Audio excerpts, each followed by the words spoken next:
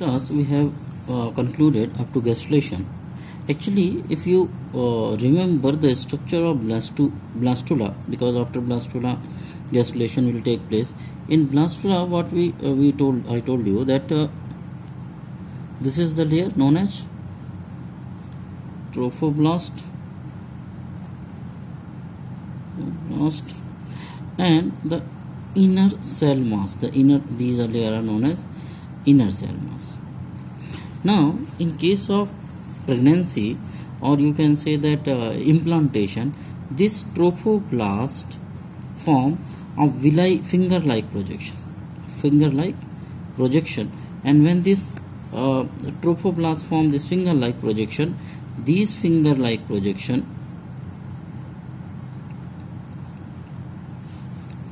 because if you recall the structure of uterus, the uterine wall,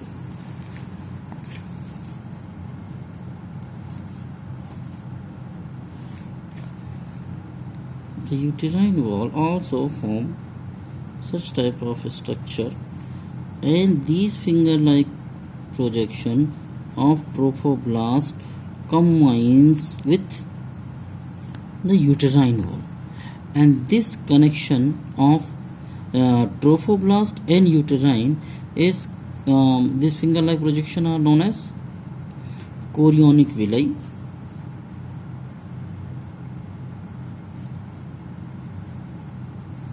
and this uterine wall, these both the tissue combine with each other, and a band, or you can see that a connection is developed between them, and this connection is known as placenta. And after this attachment with the uterine wall, the remaining or left out inner mass cell, the cells which are present inside or inner cell, these inner mass cell actually develop into embryo, or you can say that the fetus, embryo, or so placenta formation, the inner cell mass converted into embryo, which further converted into the fetus, so the child.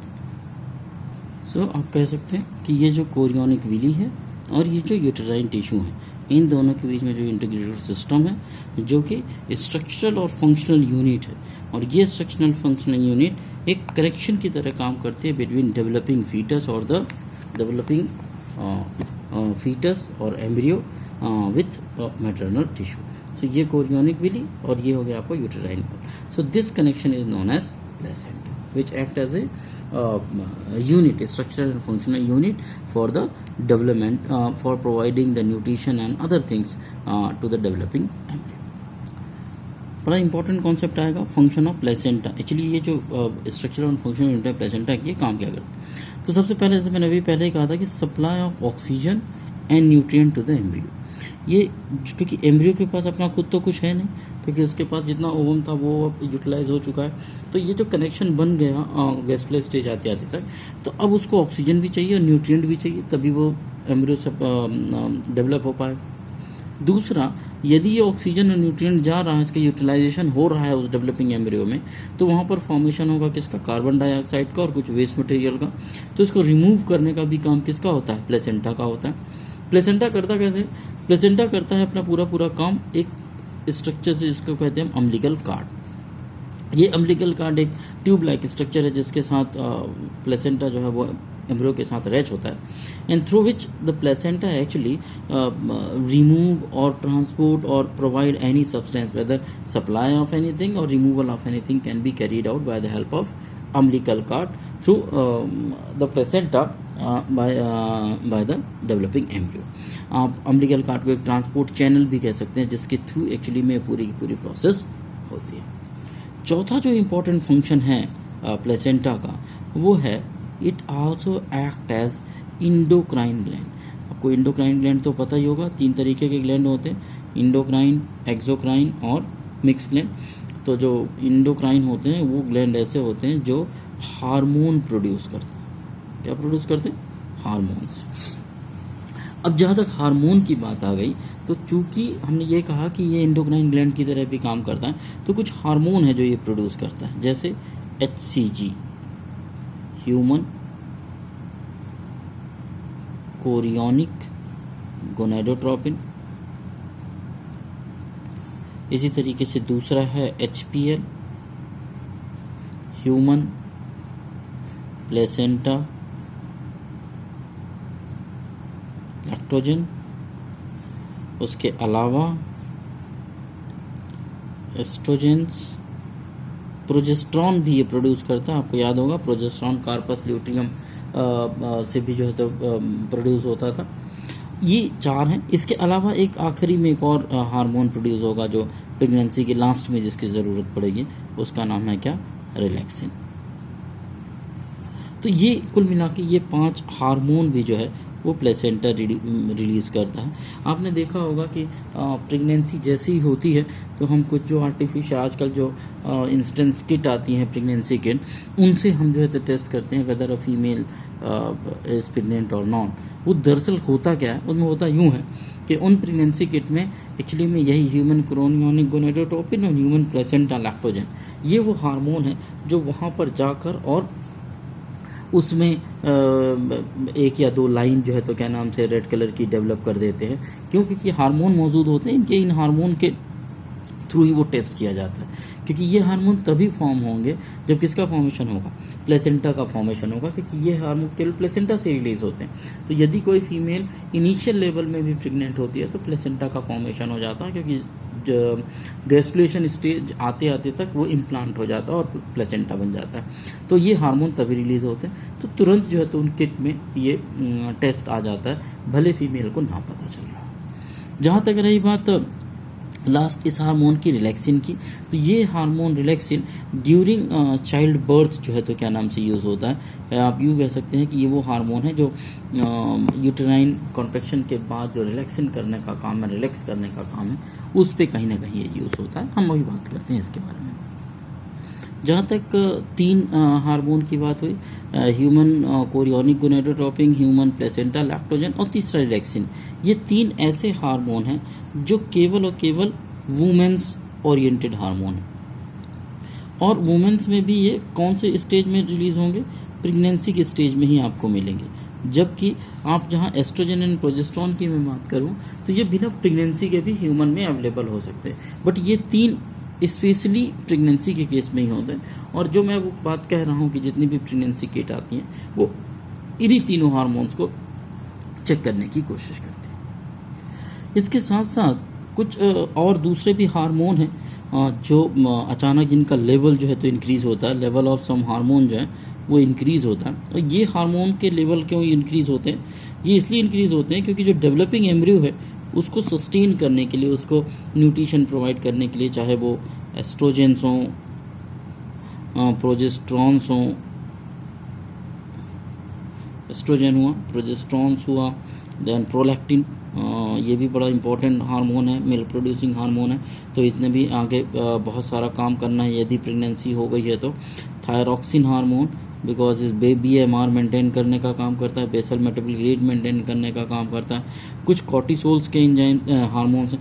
ये सभी enzymes का level जो है वो जो है, hormone का level जो है सॉरी, वो बड़ी तेज़ी से बढ़ता है ताकि जो फीटल डेवलपमेंट हो रहा है, जो फीटस डेवलपमेंट हो रहा है या एम्ब्रियो डेवलपमेंट जो प्रोसेस चल रही है फीमेल बॉडी के अंदर, वो सही तरीके से कैरीड आउट हो सके, वो मेंटेन हो सके, प्रेगनेंसी मेंटेन हो सके। मैंने इससे पहले भी कहा कि ये प्लेसेंटा का फॉर्मेशन हो गया। अब जो अंदर की तरफ इनर मास सेल है, दरअसल यही इनर मास सेल ही क्या है,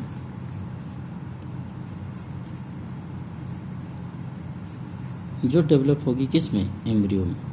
एक्चुअली में ब्लास्टुलेशन के बाद जो गैस्ट्रुलर स्टेज आती है उसमें ये इनर सेल मास जो है वो 3 भागों में डिवाइड होती है, एक्टोडर्म, मेसोडर्म और इंडोडर्म। मैंने कल भी थोड़ा सा डिस्कस किया था इसमें। फेट मैप हम कहते हैं। फेट मैप का मतलब होता है कि एक एक्सपेक्टेशन की जाती है कि किस लेयर से किसका फॉर्मेशन हो। जहाँ तक मैं इंडोडर्म की बात करूँ, इक्टोडर्म की बात करूँ, इक्टोडर्म सबसे आउटर लेयर होगी इनर सेल मास या एम्ब्रियो की, और ये वो स्टेज होती है जहाँ एक बार ये बन जाने के बाद अब ये यूँ कहिए कि यहाँ से जो एम्ब्रियो के सेल्स होती हैं वो एक स्पेसिफिक स्ट्रक्चर और फंक्शन अडॉप्ट करना शुरू करती हैं। यही इनर सेल मास सेल हैं जो स्टेम सेल्स कहलाती हैं, जिनको प्रिजर्व किया जाता है क्योंकि they having the ability to develop और modified in any specific type of cell. आपने दो और भी वर्ड सुने होंगे, टोटीपोटेंसी और प्लूरोपोटेंसी। तो जो प्लांट सेल होती हैं उनमें टोटीपोटेंसी होती है। टोटीपोटेंसी का मतलब होता है कि the plant cell are capable of producing new cell from any part of the plant, means root से आप एक सेल ले लीजिए, उससे को ग्रो करा लीजिए तो वो एक पूरा पूरा प्लांट दे सकता है। लीफ से एक सेल या टिश्यू निकाल लीजिए, उससे आप कैलस का फॉर्मेशन कर सकते हैं। लेकिन एनिमल जो सेल होती हैं प्लूरोपोटेंसी होती हैं। उनमें प्लूरोपोटेंसी का मतलब होता है कि कुछ स्पेशलाइज सेल ही होती हैं जो पूरे के पूरे ऑर्गेनिज्म का फॉर्मेशन कर सकती हैं। जैसे एज एग्जांपल जायगोट एक प्लूरोपोटेंसी सेल है, यानी कि ह्यूमन एनिमल के केस में, क्योंकि वही है जो एक पूरे पूरे ऑर्गेनिज्म का फॉर्मेशन कर सकती है। आप किसी ह्यूमन बीइंग से हाथ से कोई एक सेल लेके यदि आप चाहे कि वो पूरा पूरा आदमी इंसान आप खड़ा कर दें, वो पॉसिबल नहीं है। क्यों? क्योंकि वो सेल डिफ्रेंशिएट हो चुकी है। ठीक उसी तरीके से चूंकि प्लूरोपोटेंसी की प्रॉपर्टी होती है एनिमल में, तो यहीं से स्टेम सेल ली जाती है, क्योंकि एक बार स्टेम सेल ने अपने आप को मॉडिफाई किया इक्टोडर्म, मेसोडर्म और इंडोडर्म में, और ये इक्टोडर्म, मेसोडर्म और इंडोडर्म में भी डिवाइड होने के बाद फिर फाइनली ये अलग अलग स्ट्रक्चर में डिवाइड होती जाती हैं। उसके बाद इनके रिपीट पूरे पूरे ऑर्गेनिज्म का फॉर्मेशन नहीं कर सकती। जहाँ तक इक्टोडर्म की यदि मैं बात करूँ तो आपके बॉडी में जितना भी नर्वस सिस्टम है, स्किन या इंटीग्यूमेंट्री सिस्टम है, तीसरा आपका हो गया इंटरनल ईयर या ईयर पूरा कह लीजिए, ये सभी किस में आएंगे? इक्टोडर्म में आते हैं। नर्वस सिस्टम पूरा जो है तो क्या नाम से इक्टोडर्म में आता है। सोचने में अजीब लगता है लेकिन इक्टोडर्म से ही बनता है। जहाँ तक रही बात मेसोडर्म की, मेसोडर्म जितने भी कनेक्टिव टिश्यू हैं, आपको यदि याद होगा हमने 11th में भी कनेक्टिव टिश्यू पढ़े थे। कनेक्टिव टिश्यू में क्या क्या आएगा? ब्लड भी आएगा, बोन भी आएगा, मसल्स आएंगी, ये सभी कनेक्टिव टिश्यू हैं। इनमें नर्व याद रखिएगा कनेक्टिव टिश्यू नहीं है, नर्वस सिस्टम एक अलग है। तो बोन, ब्लड, मसल्स, ये जितना भी ये पूरा का पूरा स्ट्रक्चर मेसोडर्म में आता है। जहाँ तक तीसरा आता है इंडोडर्म। इंडोडर्म का फेट मैप कहता है कि एलिमेंट्री कैनाल, तो आप एलिमेंट्री कैनाल सोच लीजिए, आपने पढ़ा है 10th में भी। और एलिमेंट्री कैनाल के साथ लगे लगे कुछ ग्लैंड, जैसे आपको मान लीजिए सलाइवरी ग्लैंड, उसके बाद आप मान लीजिए कि लीवर, फिर आप मान लीजिए पेंक्रियास। ये कुछ ऐसे सेल हैं, ये ग्लैंड्स हैं जो, तो ये मोटा मोटी आप इक्टोडर्म, मेसोडर्म और इंडोडर्म में का ये फेट मैप है। यानी जो इनर सेल मास है वो फाइनली इक्टोडर्म, मेसोडर्म, इंडोडर्म में कन्वर्ट होगी। और ये इक्टोडर्म, इंडोडर्म, मेसोडर्म हमारे बॉडी के कौन कौन से पार्ट बनाएंगे, उसका ये फेट मैप। जहाँ तक रही बात प्रेगनेंसी की, उसके बाद जो बड़ा इंपॉर्टेंट है, ये जैसे ही डेवलपमेंट की process, after that embryonic development. Embryonic development में एम्ब्रियो का डेवलपमेंट कैसे कैसे होता है। हमको पता है कि ह्यूमन में जो एम्ब्रियो डेवलपमेंट है उसके लिए टाइम ड्यूरेशन कितना है? 9 मंथ। नॉर्मली 9 मंथ में जो है तो एक चाइल्ड बर्थ होता है। इसमें कैसे कैसे डेवलपमेंट की प्रोसेस चलती है। यदि मैं एम्ब्रियो डेवलपमेंट की बात करूं तो जो फर्स्ट मंथ होता है, फर्स्ट मंथ तक जो है तो क्या नाम से जो सबसे पहला ऑर्गन या ग्लैंड या स्ट्रक्चर डेवलप होना शुरू होता है वो होता है हार्ट। तो सबसे पहले हार्ट डेवलप होता है, और ये किसी भी साइन होता है, या यूँ कहिए कि प्रेगनेंसी जो तो एम्ब्रियो 1 मंथ की जब प्रेगनेंसी होती है तो एम्ब्रियो में सबसे पहले हार्ट डेवलप होता है। इसी तरीके से सेकेंड मंथ ख़त्म होते होते तक, सेकेंड मंथ होते होते तक लिम्स और डिजिट्स का फॉर्मेशन शुरू हो जाता है, यानी हाथ और पैर बनना शुरू हो जाता है। तो सबसे पहले हार्ट, आप स्टेथोस्कोप से हार्ट का साउंड सुन सकते हैं। सेकेंड मंथ का होते होते तक लिम्स और डिजिट का स्ट्रक्चर बन जाता है by the end of the second month. By the end of third month or the first trimester, most of the organ in the fetus or in the embryo developed.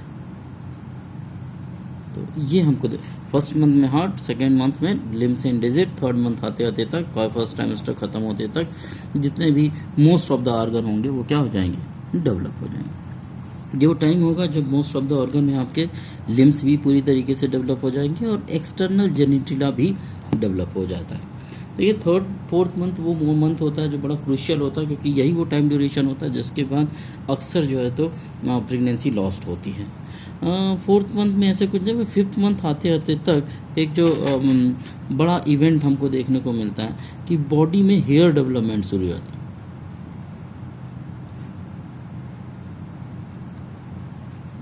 या आप ये कह सकते हैं कि फीटस के बॉडी में hair visualise होना शुरू होता है। डेवलपमेंट और मूवमेंट हमको देखने को मिलता है, दो चीज़, हेयर डेवलपमेंट एंड मूवमेंट, ये दो चीज़ें अभी तक नहीं थी जो हमको यहाँ पहली बार देखने को मिलती। 6 मंथ के ख़त्म होते होते, जिसे आप सेकेंड ट्राइमेस्टर भी कह सकते हैं क्योंकि 3 ट्राइमेस्टर होते हैं, तो ये ख़त्म होते होते तक होल बॉडी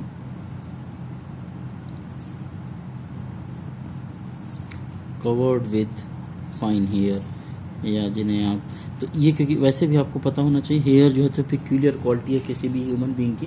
तो 6 मंथ या सेकेंड ट्राइमेस्टर खत्म होते होते तक पूरी बॉडी में जो है तो हेयर का फॉर्मेशन हो जाता है। हेयर के साथ साथ आईलिड या यूँ कह लीजिए आपकी आईलिड्स भी सप्लेट हो जाती हैं, तो और बच्चा जो है तो देखना शुरू कर देता है।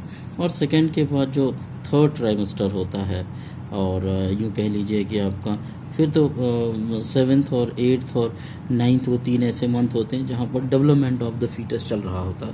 थर्ड ट्राइमेस्टर ख़त्म होते होते जो प्रेगनेंसी है वो कंप्लीट हो जाती है, और प्रेगनेंसी ख़त्म होते ही डिलीवरी या जो है तो क्या नाम से डेवलपमेंट, ये सॉरी डिलीवरी या प्रोचुएशन की प्रोसेस होती है।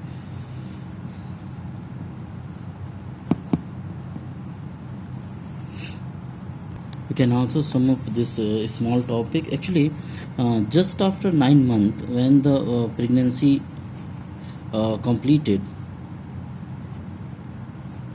after this, a uterine contraction, or you can say that after the completion of the gestation period, a vigorous contraction of uterus will take place.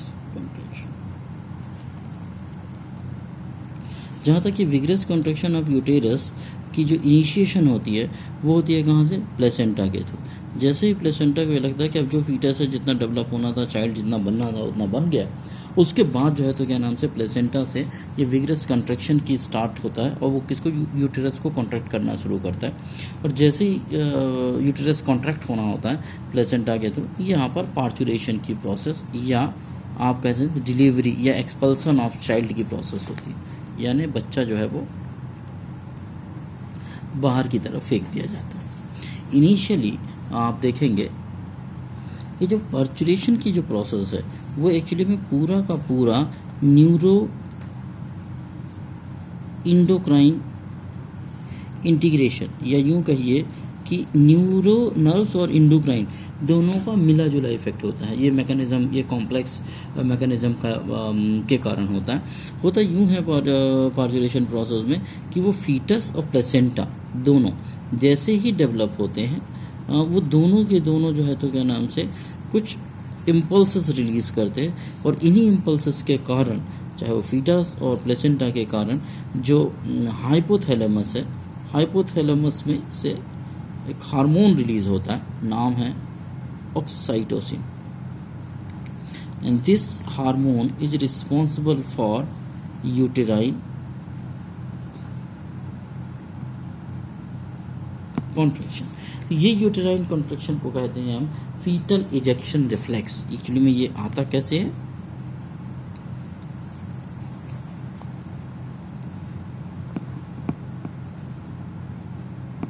ये फीटल इजेक्शन जो reflex बनता है ये धीरे धीरे यूटेरस को मतलब ऑक्सीटोसिन रिलीज होता है, यूटेराइन कॉन्ट्रैक्शन करता है, और एक बार कॉन्ट्रैक्शन स्टार्ट होता है तो फिर ये फीटल इजेक्शन रिफ्लेक्स पूरी प्रोसेस चलती है, और उससे जो है तो क्या नाम से कॉन्ट्रैक्शन की जो प्रोसेस है वो बढ़ती हुई चली जाती है, और इस पूरे के पूरे प्रोसेस का जो फाइनल रिजल्ट होता है उसका काम होता है क्या, चाइल्ड बर्थ।